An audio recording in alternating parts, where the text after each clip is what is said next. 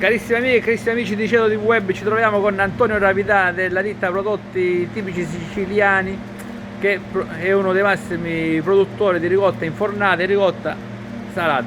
Antonio, cosa ci presenti qua al momento? Allora, al momento abbiamo disponibile qua un carrello di ricotta infornata di pecora che in questo momento si presenta in una fase intermedia di cottura, in quanto ancora il processo di cottura deve essere terminato nel forno e asciugatura. Mentre se tu inquadri qua accanto ti faccio vedere un esempio. Questa è ricotta sempre ovina, che questo ha un altro tipo di procedimento, è asciugata in la salata bianca da grattugiare che normalmente si vende in tutta Italia, e questa va asciugata con tempi ben più lunghi e con temperature completamente diverse. E è ricoperta di sale. È ricoperta di sale perché piano piano il sale fa sì che gli dà il sapore, il sale ovviamente, e fa sì che fa sgrondare anche tutto il siero in eccesso, ma tutto questo processo dura almeno 20 giorni, ci vuole un po' di tempo, mentre il processo della ricotta al forno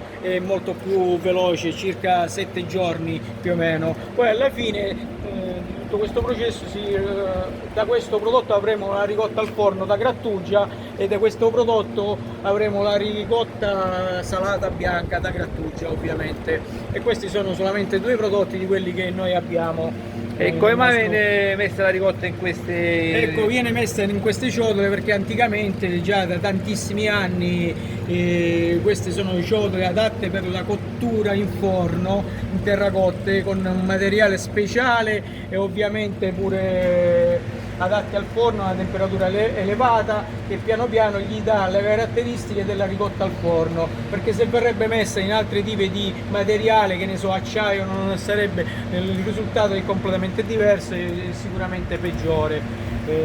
Quindi questo è il materiale migliore, siciliano pure, da una ditta qua locale di Patti prodotto, questo è il materiale migliore per fare la ricotta al forno.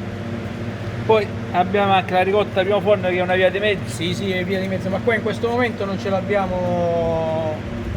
Cosa cambia fra ricotta primo forno e ricotta infornata? La ricotta primo forno cambia che è lavorata in maniera un po' diversa, in quanto le temperature cambiano completamente, hanno delle temperature molto più elevate, all'interno la pasta della ricotta si presenta molto bianca, invece mentre questa qua è un giallo paglierino, quasi marroncino, dipende dalla quantità di cottura, del tempo di cottura, da tutte queste cose. Ovviamente quella è da mangiare o da antipasto, e questa è da grattugiare sulla pasta, melanzane, grigliate di verdure, quant'altro.